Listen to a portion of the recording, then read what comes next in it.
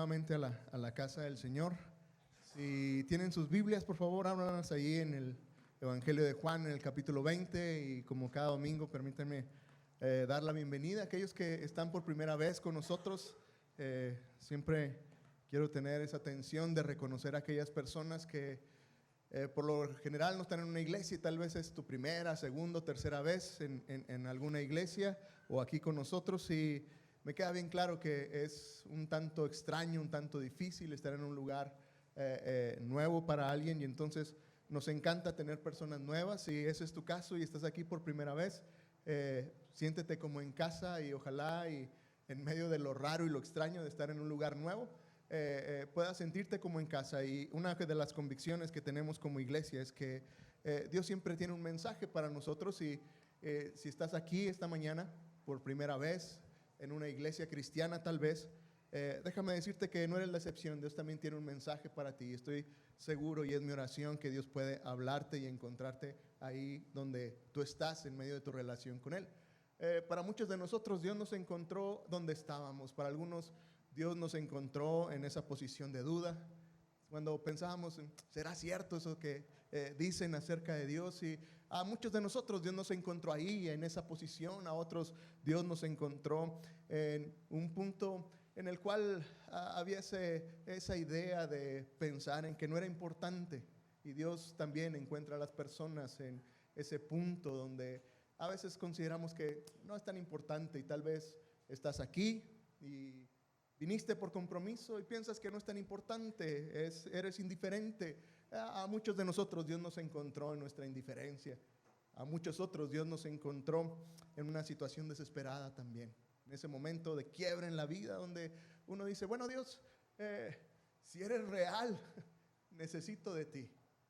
Dios nos encuentra en el punto donde estamos. Y entonces sean todos bienvenidos. Y si eres las primeras veces que estás con nosotros, otra vez siéntete como en casa. Dios tiene un mensaje especial para ti.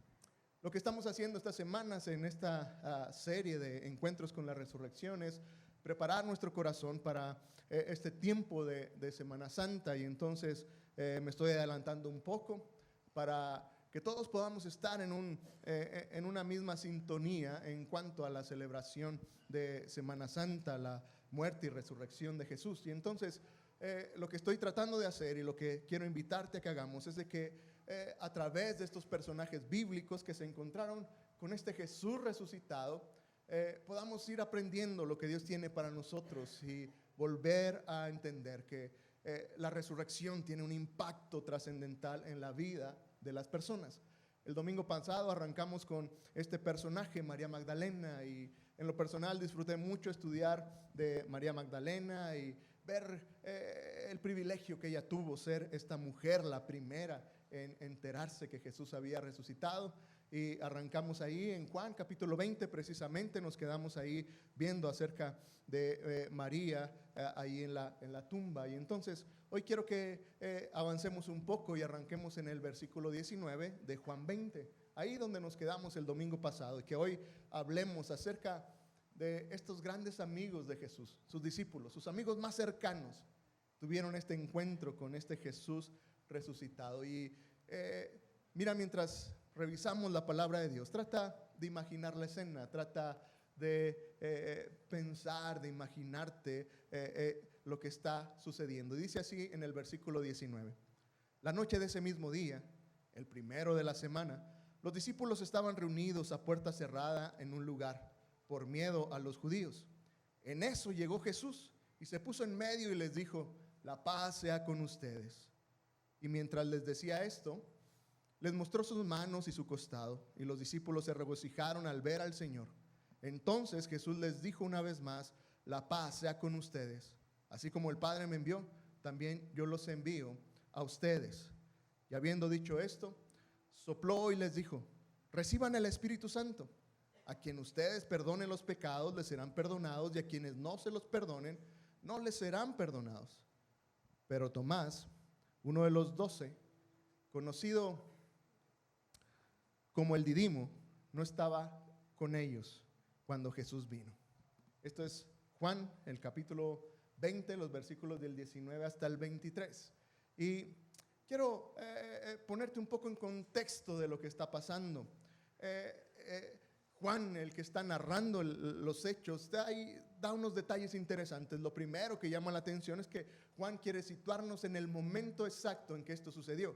Y está diciendo que es el mismo día de lo que sucedió con María Magdalena, lo que vimos el domingo pasado. María Magdalena había ido con otras mujeres para preparar el cuerpo de Jesús muy de mañana.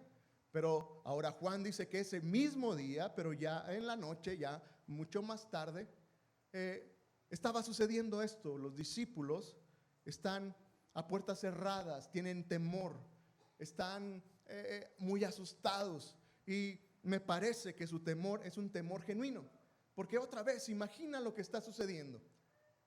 Muy temprano María y las mujeres llegan y les cuentan que el cuerpo de Jesús ya no está en la tumba, que Él resucitó, que vieron un ángel y que les comunicó esto. Pero entonces, si lo piensas, es un momento complicado, porque entonces, evidentemente, los romanos comenzarán a buscar el cuerpo de Jesús. Evidentemente, los religiosos judíos comenzarán a buscar si alguien lo robó o qué sucedió, y efectivamente los discípulos serían el primer blanco para ir a interrogarlos. Y entonces los discípulos están en esta situación, están asustados, están en medio de una situación complicada. Y Jesús se aparece en medio de eso. Y entonces, en medio de los detalles que da Juan, dice que Jesús se aparece justo en medio de la situación difícil. Los discípulos tienen una enorme crisis de decir qué es lo que va a suceder. Evidentemente tienen mucha incertidumbre, hay mucho miedo, y entonces en medio de eso Jesús aparece. Y ¿sabes? No quería pasar por alto esta imagen que Juan relata. Otra vez hubiera sido suficiente que Juan hubiera dicho: y Jesús se apareció ahí donde estaban los discípulos, pero dice que Jesús aparece en medio. Y llámame extraño, pero fue algo que dije, ¿qué tiene que ver que esté ahí en medio? Y puedes imaginarte la escena. Tal vez estaban en una sala, tal vez estaban alrededor de una mesa y Jesús apareció arriba de la mesa, no sé, pero apareció justo en medio. Y entonces recordé algunas enseñanzas acerca del liderazgo, de que siempre es a la mitad de las situaciones donde las cosas se ponen más complicadas.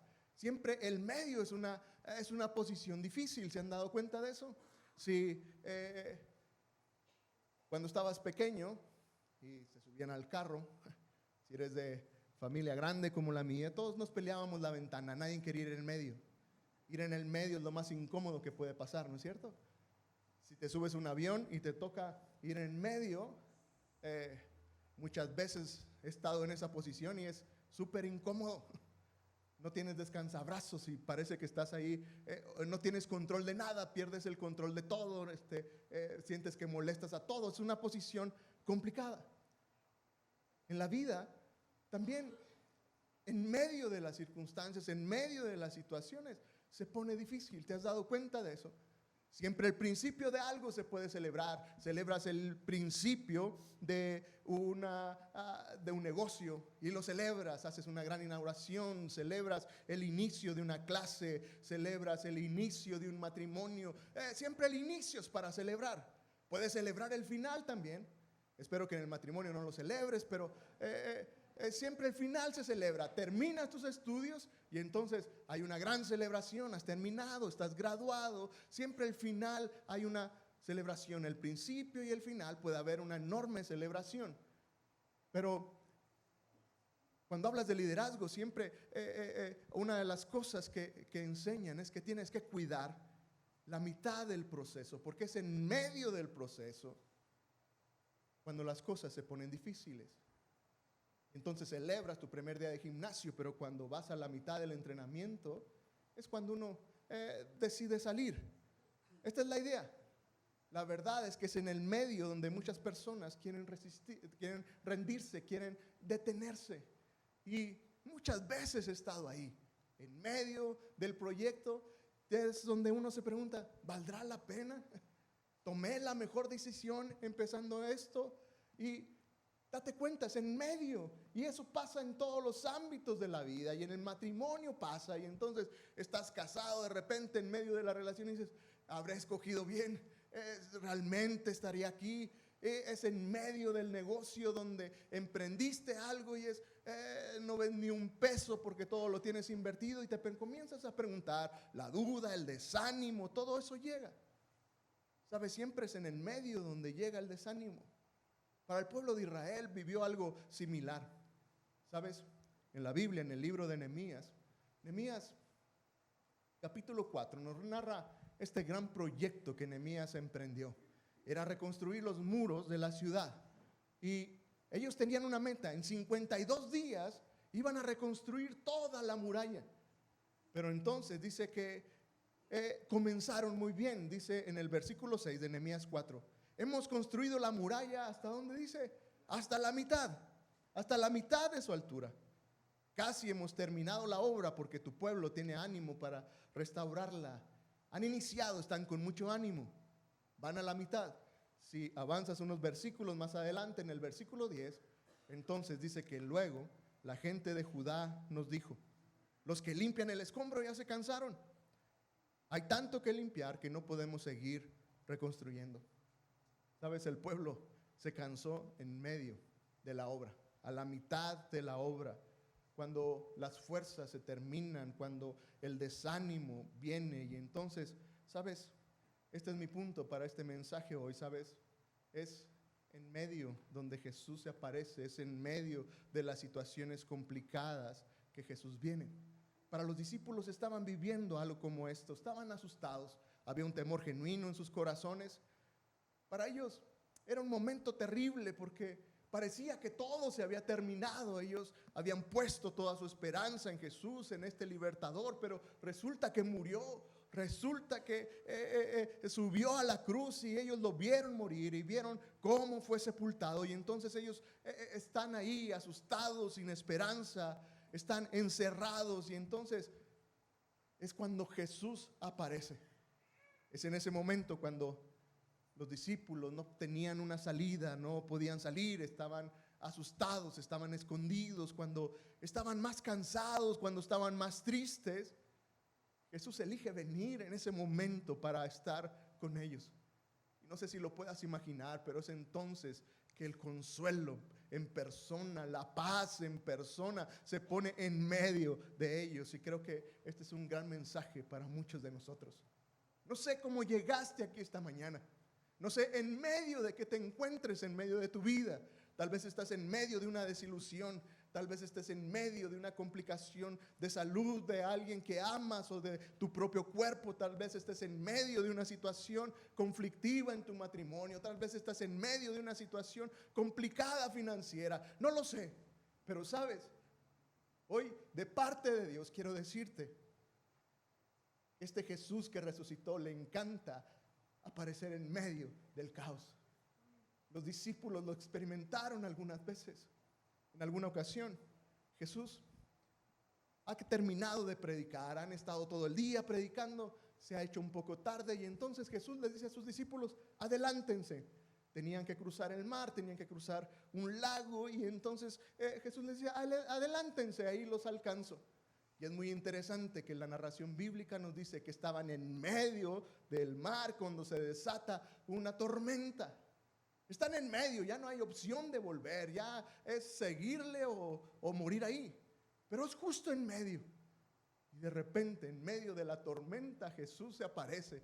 Ellos pensaron que era un fantasma porque lo vieron caminar sobre el agua, pero es en medio que Jesús aparece en medio del caos. Y este es mi punto, lo que llena mi corazón para comunicarte hoy es que Dios puede aparecer en medio de tu caos. Dios puede aparecer en medio de tu cansancio, en medio de tu desilusión, en medio de tu dolor. Sabes, este Jesús resucitado puede aparecer ahí. Porque, sabes, la realidad es que estoy convencido que es la presencia de Jesús lo que cambia todas las cosas. Es esa presencia de Jesús que cambia todo. Y entonces hoy quisiera llevarte a considerar, en medio de este ejemplo, cómo la presencia de Dios trajo una nueva inspiración, trajo un nuevo propósito, trajo un nuevo sentido para estos discípulos. Porque otra vez estoy convencido que la presencia de Dios en la vida de cualquiera hace una enorme diferencia. Lo cambia todo. Puede cambiar todo. Y entonces me gustaría revisar contigo al menos 5 cosas que llamaban mi atención en medio de este encuentro de los discípulos con Jesús resucitado. Y evidentemente tengo que comenzar por esto, ¿sabes? Fue la presencia de Dios, la presencia de Jesús, lo que trajo un cambio, trajo ese cambio en su estado emocional. Ellos estaban llenos de temor, pero la presencia de Jesús produce una paz enorme en medio de ellos. Y entonces los discípulos pasan del temor a una paz tremenda por la presencia de Jesús ahí. Y esa paz produce una enorme valentía, un enorme sentido para estos discípulos de Jesús. Ahora, nota algo. Las circunstancias continuaron igual. No hubo ningún cambio en las circunstancias, pero la sola presencia de Jesús en medio de estos discípulos tan asustados los llevó de ser unos discípulos tan miedosos a volverse los discípulos más valientes que la historia haya conocido. Porque, ¿sabes? Después de esto, puedes ver a los discípulos ya no escondidos. La situación sigue igual. Los romanos y los líderes judíos querían callar lo que había sucedido. Jesús resucitó. Y estos discípulos valientemente, tú los verás en el libro de los Hechos predicando con todo su entusiasmo. No hubo nada que los detuviera. Muchos de ellos fueron azotados, fueron amenazados de que se callaran de lo que ellos habían visto, pero ellos dijeron: no podemos callar lo que hemos vivido ni lo que hemos visto. Y ves a un Pedro predicando a multitudes, ves a un Juan predicando y aún sobre la amenaza, diciendo: no nos vamos a quedar callados. Y entonces, ¿sabes? La presencia de Jesús en medio de ellos produce una enorme paz traducida en una enorme esperanza y valentía. Porque, ¿sabes? Me parece que los discípulos entendieron algo. Entendieron que la paz no es la ausencia de problemas. La paz es la misma presencia de Dios en nuestras vidas. Otra vez, si lo piensas así, el mayor temor que tenían los discípulos para estar encerrados se volvió realidad en su vida. Estaban encerrados porque temían ser golpeados y encarcelados. ¿Y sabes qué sucedió? Fueron golpeados y encarcelados. La mayoría de los discípulos fueron ejecutados. Algunos murieron decapitados, algunos otros fueron crucificados, también murieron ejecutados de maneras muy terribles, excepción de Juan. Pero, otra vez, si lo piensas, el mayor temor que ellos tenían por lo que estaban encerrados se volvió una realidad en sus vidas. Pero aún en eso, ellos encontraban una enorme paz, porque estaban conscientes de la presencia de Dios en su vida. Aun cuando la cruz parecía la despedida de su Salvador, cuando parecía ese momento de quiebre en su vida, ¿sabes? Es en medio de ese sacrificio en la cruz del Calvario que Jesús pudo garantizar su presencia en medio de cada uno de nosotros. Y si bien es cierto, hoy la presencia de Jesús no es corporal, sí es espiritual. Y la promesa es de que todo aquel que cree en Él, el Espíritu de Dios viene y mora en Él. De aquellos que arrepentidos le entregamos nuestra vida a Él, entonces, ¿sabes? El Espíritu de Dios viene y mora a nuestros corazones, y la presencia de Dios se vuelve permanente en la vida de todos aquellos que siguen a Jesús. Esa fue su promesa. Y estaré con ustedes todos los días hasta el fin del mundo. ¿Sabes? La presencia de Dios trae una enorme paz. Pero no solamente la presencia de Jesús trajo esta paz y esta esperanza a los discípulos, sino que las palabras de Jesús trajeron esa calma también. Y es muy interesante para mí que Jesús llega y les habla. El solo verlo ya sería una impresión enorme, ¿no? Jesús callado pudo haber hecho ese impacto en sus vidas, pero les habla y su mensaje fue claro: Shalom, la paz sea con ustedes. Sabes, este mensaje lo recalcó, si te diste cuenta, varias veces les dice: la paz sea con ustedes. Esa es nuestra traducción, pero era este saludo común entre los judíos de decir shalom. Y entonces Jesús abre sus bocas para comunicar este mensaje lleno de esperanza, diciéndoles: la paz sea con ustedes. Ahora, sabes, otra vez la situación no cambió, el peligro seguía ahí, todo estaba aparentemente igual, pero Jesús les dice: la paz sea con ustedes. Shalom. Shalom es este saludo común para los judíos, pero es más que un buen deseo decir: espero que te vaya bien. Es más que simplemente desearte buena suerte o decir que espero que te vaya bien, como nosotros nos saludamos, ¿no? Que te vaya bien, es una esperanza.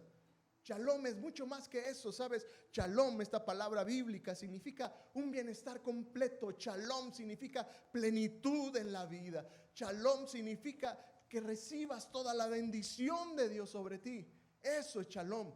Otra vez, shalom no significa ausencia de problemas, no significa ojalá y tengas buena suerte, ojalá y no tengas problemas hoy. No, shalom significa que la paz de Dios, todo lo bueno de Dios esté sobre ti. Y ese es el mensaje que Jesús tenía para sus discípulos ahí mientras estaban asustados. Porque sabes, este es el deseo más profundo de Dios para ti y para mí. Él quiere darnos todo lo bueno. Él quiere que toda la bendición de Dios cubra nuestras vidas. Porque sabes, al final me queda bien claro que Dios no solamente está con nosotros, Dios está por nosotros. Y eso hace una enorme diferencia. Sabes, Jesús no solamente es el compañero de vida, es aquel que está ahí para ti y para mí. Dios siempre va a buscar darnos todo lo bueno. Dios quiere que nuestras vidas sean llenas de su bendición. Ese es shalom. Que toda la bendición, que todas las cosas buenas de Dios estén sobre ti. ¿Sabes? Mi problema es que me confundo con esto, porque a veces pienso que Dios no quiere todo lo bueno para mí porque no me da todo lo que le pido. En mi mente he considerado muchas veces que tengo mejores ideas que Dios. Pienso que yo sé lo que yo necesito mejor que Dios. ¿Sabes qué? Muchas veces he tenido que aprender, a veces no de la mejor manera, que no funciona así. Muchas veces he pedido cosas a Dios, nunca me las ha dado. ¿Y sabes lo que he aprendido? Es que muchas veces lo que le he pedido a Dios no era bueno, no era algo bueno para mi vida. Y otra vez, por eso te digo, a veces pienso que yo sé más que Dios y pienso que el ascenso en el trabajo es muy bueno para mí. A veces pienso que algunos millones más en la cuenta es muy bueno para mí. A veces pienso que una relación reconstruida sería muy bueno para mí, pero no es cierto, porque yo no conozco toda la película completa, pero Dios sí conoce la película completa de tu vida y Él sí sabe lo que es bueno y malo para tu vida. Y entonces, ¿sabes? Si te sientes desilusionado como yo, dices: yo no creo que Dios sea tan bueno porque le he pedido cosas y no me las ha dado. Déjame decirte que no es porque Dios sea malo. Dios en su misericordia no nos da muchas cosas porque no es bueno. Muchas otras veces he entendido que Dios no me contesta o no me da lo que le pido por una razón muy sencilla, porque en realidad no lo necesito. Vivimos en una cultura en que se crean necesidades. Y eso quiero llevárselo a Dios, y por eso a veces es: Dios, si me dieras este tipo de carros, si me dieras este tipo de casas, si me dieras esta situación en la vida. La verdad es de que muchas veces he tenido que escuchar de parte de Dios con toda su paciencia y su amor, diciéndome: no lo necesitas. No necesitas eso, por eso no te lo voy a dar. Pudieran ser cosas como: necesitaba esa persona en mi vida y Dios se la llevó. Necesitaba esa salud y no la tengo. Y aún en medio de eso, ¿sabes? Lo que he aprendido es que Dios sigue diciendo: yo soy suficiente. Aún en medio de una circunstancia que puedas pensar que hace falta. Cristo, los seguidores de Jesús, estamos completos. ¿Sabes? Las palabras de Jesús trajeron ánimo. Aquí déjame hacer un paréntesis y animarte, querido hermano, si eres un discípulo de Jesús, ¿sabes? Esto se vuelve trascendente en la vida. Porque la paz de Dios viene a través de su palabra. ¿Sabes? Por eso se vuelve trascendente que tú leas la Biblia. Por eso se vuelve importante que aprendas versículos de memoria. Cosas que tal vez si creciste en la iglesia como yo, son cosas que nunca pasarán de moda. Necesitas memorizar la palabra de Dios antes que leer cualquier otro libro, antes que ver cualquier otra predicación, antes de ver cualquier otro reel. Déjame decirte, en la paz no vendrá por una predicación que alguien diga, no vendrá por un reel que tú veas ahí en Instagram, no vendrá por ninguna otra sabiduría humana. La paz viene directamente de la paz de Dios, aquel que puede decirte shalom, aquel que podrá comunicar su corazón para ti. Por eso vea la palabra de Dios todos los días, no lo veas como algo que no tiene sentido. No te conformes con una predicación, no te conformes con un canto, no te conformes con ninguna otra cosa. Ve, abre tu Biblia ahí en la privacidad de tu hogar y deja que Dios te hable directamente, porque sabes, en los días complicados, en las situaciones más complicadas de la vida, Dios usará su palabra y traerá nuevo ánimo a tu vida. Jesús trajo paz a través de sus palabras para sus discípulos. Pero también, ¿sabes? Dios trajo paz a través de sus heridas. Fue interesante que Jesús llega, se pone en medio de ellos, les habla y les dice shalom. Pero luego hace algo interesante y les dice, miren mis manos, miren mi costado. Les enseña sus heridas. Y es interesante que dice la Biblia que los discípulos se regocijaron cuando vieron las heridas de Jesús. Y la pregunta surgía en mi mente, ¿por qué estaban tan contentos? Eran bien mala onda con Jesús, ¿no? Así con que, mira, así que me alegra mucho ver tus heridas. No era que fueran masoquistas, era realmente lo que eso implicaba. ¿Sabes? Mientras Jesús les decía a sus discípulos, vean mis manos, vean mi costado, lo que estaba demostrando era primeramente que era Él mismo. Es decir, no era un doble, no era otra persona. Hay muchas teorías acerca de esto y algunas tan absurdas como decir, es que Jesús no se murió en la cruz, se hizo el muerto y luego fue y se escondió en la casa donde estaban los discípulos y de repente salió ahí, no, sorpresa, aquí estoy. Pero dijeron, no, es que Jesús realmente no resucitó, más bien nunca se murió, pero estaba ahí, pero no, otra vez. Por eso había un enorme regocijo. Imagínate la enorme felicidad de ver a alguien morir y luego verlo en plena vida. Por eso los discípulos estaban tan alegres. Era, sí, tú eres Jesús, tus heridas están ahí. ¿Sabes?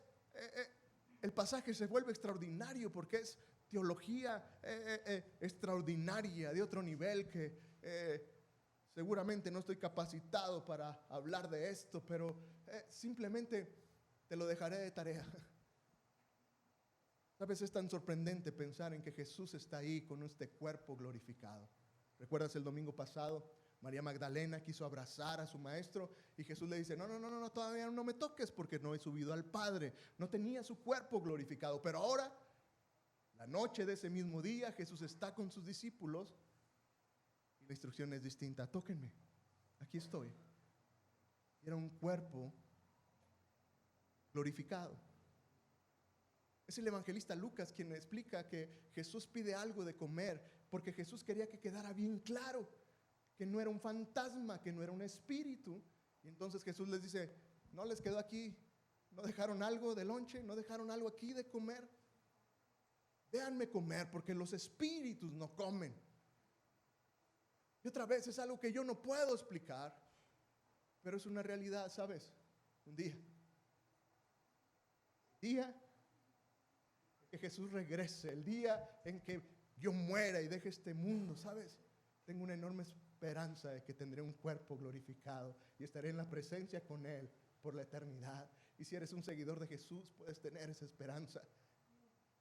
No tengo todas las respuestas de cómo será ese cuerpo, pero aquí hay detalles extraordinarios. Jesús está ahí con su cuerpo glorificado de una manera corporal completamente. Y sin meternos en esos temas teológicos y todo lo que implica alrededor de esto, me parece que hay una enorme enseñanza detrás de esto, y es que Dios puede transformar lo peor en algo grandioso, en algo redentor. El mayor temor de las personas es a la muerte. Dios transformó algo tan trágico como la muerte en algo tan glorioso como la resurrección. Otra vez, ¿sabes?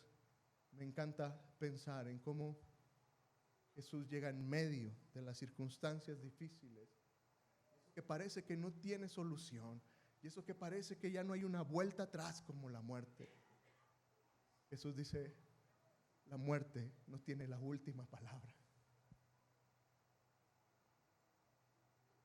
Esto me llena de esperanza, porque sabes, cuando pienso en mis padres que están en la presencia de Dios y que tanto extraño,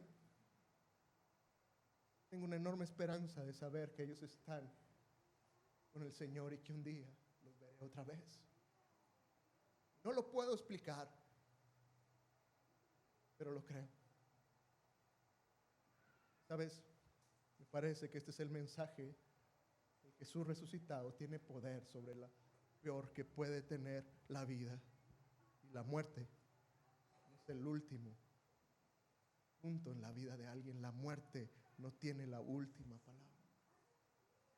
Me encanta que Jesús llega y pone toda su atención en Él mismo. Pone su atención en sus heridas.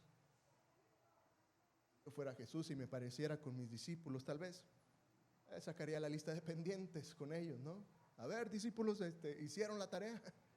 ¿Qué hicieron estos 3 días que no estuve? ¿A qué se dedicaron? ¿Tuvieron su devocional estos días? ¿Siguieron aprendiéndose los mandamientos? No, Jesús no pregunta por lo que ellos hacen. Él pone el centro de atención en lo que Él ya hizo por ellos. Y sabes, este es el evangelio real. El evangelio real no significa un cambio de actitudes o hacer cosas. El evangelio no está basado en lo que tú y yo hacemos. El evangelio no se trata de que, antes decía malas palabras, ahora ya no digo malas palabras. Antes tomaba, ya no tomo. Antes le pegaba a mi esposa, ya no le pego. Y todo eso está genial. Pero sabes que el evangelio no es eso. El evangelio es que Jesucristo murió en la cruz del Calvario, tomó nuestro lugar y limpió nuestro corazón del pecado, y ahora somos justificados en Cristo Jesús. Ese es el evangelio, y a través de eso, sabes, evidentemente tenemos una vida nueva y transformada, pero Jesús pone todo el centro en lo que Él ya hizo por nosotros. Mi querido amigo, mi querido hermano, mira, cuando tú y yo ponemos la atención en lo que Jesús ha hecho por nosotros, es que entonces la vida y el evangelio toma sentido. Hay mucha frustración cuando piensas en lo que tú tienes que hacer para agradarle a Dios. Las personas a veces nos frustramos. ¿Cómo le hago para agradar a Dios? ¿Sabes? Dios no pone su énfasis en lo que tú y yo podamos hacer, lo pone en lo que Él ya hizo en la cruz del Calvario. Aparece en medio de la circunstancia más difícil de los discípulos. Y déjame terminar con las últimas 2 cosas que Jesús hace. Trajo un nuevo propósito para sus vidas. Jesús ha traído esperanza con su presencia. Les ha dado un mensaje de bendición. Shalom, la paz sea con ustedes. Y ahora Él les da una nueva misión. Les dice, así como el Padre me envió, los envío a ustedes. Los discípulos estaban sin esperanza. Parecía que todo había terminado. Parecía que ya no había nada más que hacer. Pero Jesús les dice, yo los envío. Mira, esta palabra, enviar, es una palabra diplomática. Tiene no solamente el sentido de mandar, tiene el sentido de dar una misión oficial como un embajador. Y ahora Jesús les dice, les doy una enorme tarea, un enorme propósito para la vida. Así como el Padre me envió, yo los envío a ustedes. ¿Quieren más tarea? Tengo más tarea para ustedes, versículo 22. Es un versículo un tanto complicado, porque Jesús les dice: a quien les perdonen los pecados, les serán perdonados, y a quien no se los perdone, no serán perdonados. Y es un tanto confuso, porque uno pensaría: entonces los discípulos tenían el poder para perdonar pecados o condenar personas. No lo es. Y sabes, te lo dejo de tarea para que tú lo investigues y lee comentarios y ve qué significa. Pero te voy a decir lo que no significa. No significa que los apóstoles tuvieran esa autoridad, porque la única autoridad para perdonar pecados y condenar es de Dios. Solamente este Jesús que sufrió la muerte en la cruz del Calvario tiene esa prerrogativa de decidir a quién perdona y a quién le deja sus pecados. Ningún pastor, ningún cura, ningún profeta, ningún líder de iglesia tiene esa capacidad de condenar a alguien o de perdonar pecados. Eso es una prerrogativa única y exclusiva de Jesús el Salvador. Porque sabes, ninguno de nosotros en el liderazgo, ningún pastor, ningún cura, ningún profeta o la persona más eminente en el ministerio ha muerto por ti. Por eso Él no tiene, y yo no tendría la capacidad, y nadie tendría la capacidad de perdonar o condenar a alguien. Solamente Jesús. Eso es lo que no significa. Pero en medio de todo esto, sabes, me parece que el punto es que la misión que Dios les da a sus discípulos tiene el sentido de una misión muy, muy trascendente. Lo que Jesús les está diciendo con estas palabras, y lo que yo entiendo, es que Jesús les está diciendo: la misión que te doy es así de importante. Es una misión de vida o muerte, porque si alguien, sus pecados no son perdonados, la Biblia es clara que la paga del pecado es muerte. Y entonces, ¿sabes? Jesús les da esta enorme misión a sus discípulos y nos las ha entregado ahora a ti y a mí. Tenemos propósito eterno. Si eres un seguidor de Jesús, estás en esta vida no solamente para dejar pasar el tiempo y que Jesús vuelva. No estás aquí para esperar sentado porque algo suceda en nuestras vidas. Tenemos una misión súper importante, una misión de vida o muerte, que tú y yo tenemos que ir y comunicarle a las personas cómo pueden ser liberados de su pecado. Y es lo que trae esperanza y propósito a los discípulos. Y luego Jesús cierra con algo extraordinario, y en lo que los músicos pasan, ¿sabes? De que Jesús está en medio de ellos, sopla y les dice: reciban al Espíritu Santo. Cuando Jesús hace esta acción de soplar, todos los comentaristas vuelven a Génesis 2, donde Jesús crea al hombre y dice que lo creó y entonces sopló aliento de vida. ¿Sabes? Lo que estaba haciendo Jesús es que Jesús le estaba diciendo a sus discípulos: ¿sabes? Después de la resurrección hay una nueva vida espiritual para ustedes. Jesús les estaba diciendo: ahora tienes una fuerza para vivir y para cumplir la misión. En medio de soplar su espíritu en medio de sus discípulos, estaba diciendo: estaré con ustedes siempre. ¿Sabes? Esto es extraordinario para mí, porque al final, otra vez, lo que Jesús estaba diciéndole a sus discípulos es: nunca estarán solos. Nunca más estarán solos. Jesús les había explicado a sus discípulos: no los voy a dejar huérfanos, voy a estar con ustedes.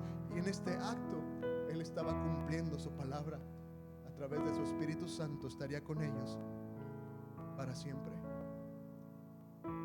Jesús aparece en medio de la mayor dificultad de la vida de los discípulos. Cuando hay miedo, cuando hay incertidumbres, cuando hay crisis, cuando hay problemas, Jesús resucitado, listo para estar en medio, para traer paz, esperanza y propósito. No sé cómo llegaste hoy, no sé con qué estés cargando hoy. Mensaje que Jesús está listo para hacerse presente en medio de tu dolor. está ahí listo para hacerse presente en medio de esa crisis, en medio de tu matrimonio. Dios está listo para hacerse presente en medio de tu situación financiera complicada. Dios está en medio de esa falta de salud. Dios está listo para aparecer ahí. Tal vez las circunstancias no cambien. No podré decirte que eso va a cambiar, pero sí te puedo asegurar, y lo apuesto todo a que la sola presencia de Cristo en medio de tu situación traerá una paz inigualable. Encontrarás sentido en medio de eso. Encontrarás esa dirección que tanto anhelas. Nunca más te sabrás solo. Tal vez hoy sea un buen momento para invitar a Jesús a que venga en medio de esa situación en tu vida. ¿Quisieras inclinar tu rostro, Dios?